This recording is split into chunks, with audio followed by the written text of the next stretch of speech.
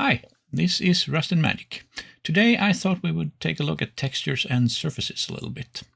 One annoying thing is when you use tiled surfaces, images, it can look very ugly and repeating itself. So I have a ground plane here I'm going to use for this. Let me move this away. Sorry. Let me move the environment light away so we get rid of that. So we have a plane here. I'm going to use that. It's actually a high resolution image here. I have a displacement to make it with some turbulence here, so I can make it bumpy and look more like a terrain of some kind. But I'm going to keep it flat for now, just make it easier to see the textures. So here we are in the node editor. There's many ways to do this. I'm going to do this with the node editor for now. I have a grass and dirt mix here, a tile I'm going to use. It repeats 4 by 4, so 4 times in each direction. And if we grab this and plug in this to the surface as a material here, like that, we get the grass and dirt here. Let's see if we can make this a little easier to see. Let's go to a top view like that and zoom out a little bit. That should make it easier to see. Here you can clearly see the repeating pattern in the tiles here. You see that's 1, 2, 3, and 4. 1, 2, 3, 4. Same tile repeating itself. It doesn't look very realistic. Let's move this out of the way too. Can we do something about it? Yeah, there's many ways. One of them is to use more than one tile. So I have another tile here with dirt and stuff in it. Let's plug this in and see. Here it's very clear, the repeating pattern here. You see the same 4 in each direction. Very clearly repeating itself. And yeah, it looks very ugly too. But now we have 2 of them. Maybe we can do something about that. So if we have the output and use a material mixer instead, it's down here. You search for mix and it's under material tools, material mixer. So if we grab that one and plug in the grass in A and the dirt one in B and take the material out and take that to the surface, and go back again. We have to turn on VPR now to see it. Give me a second. There we are. So there's nothing mixing going on here, so we just see the A input, which is the grass here. So again, we see 4 repeating itself. We use the alpha to mix these, and I'm going to use a turbulence procedural texture here. I'm going to crank up the contrast pretty high, as you can see, just to make it easier to spot. It's going to look ugly, but it's easy to see what's going on. So we take the alpha value and plug that into the material mixer and take a look at it. As again, it's very high contrast, so it's not going to look very nice, but it's easy to see. So let's remove this. And there we are. You can see them both mixed together very clearly. This is actually quite nice. We can no longer see any obvious repeating pattern here. It doesn't look very nice. Again, this depends on the tiles, of course. But if we put down the contrast a little bit, like that, now it starts to mix together much better. And we get a nicer pattern. It only works with certain images because we get a soft blend between them now. So you have to try and see.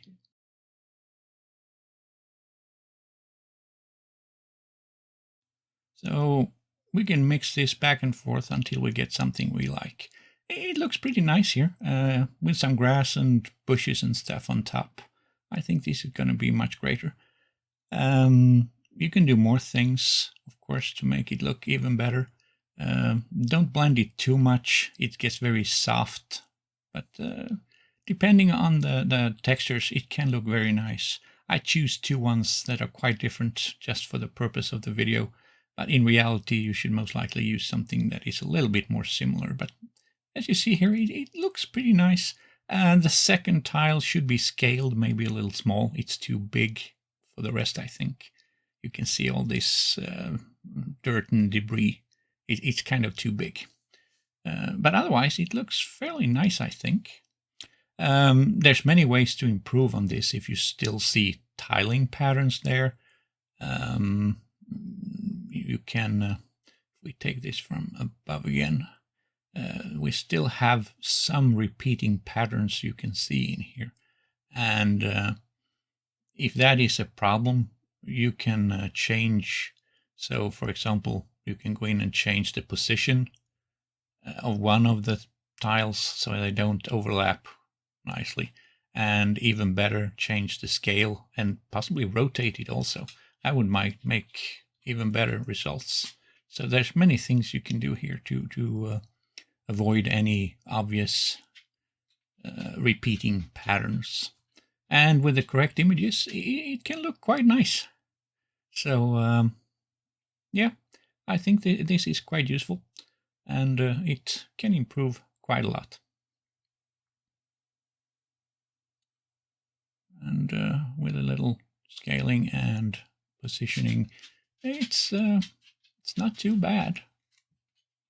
Again, it gets a little soft, but that's because of the textures I've chosen here. So, but if we go back and turn on the displacement a little bit, and we add some bump to this, it's I think it's pretty okay. Not bad at all. Again, the second tile needs to be scaled down quite a bit. But otherwise, and you're not limited to 2. You can, of course, use more than 2. You can use 3, 4, and then you can use weight maps to only have them visually in some parts and so on. So another issue is when you import OBJs, the transparency channel. So that's where you get any transparency. So in this case, it's the leaves on this tree. We have these ones here. They all have a transparency channel with a leaf here, cutting it out to show it. And that's all nice and good. This is the map that is used for the transparency. It's actually an opacity map, so it's inverted, but that's the only difference. So when we render this, we may run into problems. Let me zoom in on some leaves here so we can have a look and turn on VPR. So it looks okay, our leaves here. There's really no issue there so far. But let's imagine that we want some specularity on these leaves, for example. If we crank up the specularity here, we get something very ugly, because now suddenly we can see the polygons. That's of course because they are only transparent. The material is still there. So when we put specularity on it, it's going to show up. We can fix that. We can use a texture for the specularity that sets it to 0 wherever it's transparent and so on. But then we need to create a texture similar to this one with the actual specularity. So it's more work. And this also renders pretty slow because of all these leaves that are transparent. The renderer has to generate a lot of refractive rays passing through the transparent materials. So it slows down the rendering quite heavy. And that may not be so fun. But is there anything we can do about it? Yes, of course there is. In LightWave, we have something called clip maps. So if we copy our layer here from the transparency and go to the clip map here and paste it in there. So now we have a clip map instead of the transparency. We can delete the transparency and it looks the same. There's no difference now. But if we crank up the specularity, We only have specularity in the leaves, nowhere else. It also renders much faster because the material is actually gone when we have the clipping. So there's no refractive rays generated. So the renderer will go much faster and we don't run into these material problems. So it's quite fast to copy the transparency to the clip map. You just have to make sure you only use it when you have a binary image like this. It's only black and white. If you have hair, for example, often have gray areas that partially transparent. That does not work with the clip map, of course. But leaves and things like this often work very well. So that's something you may consider. Moving all the transparent channels to the clip map here makes the rendering so much faster. And it works much better. No problems with specularity and so on. So yeah, that was it for this time.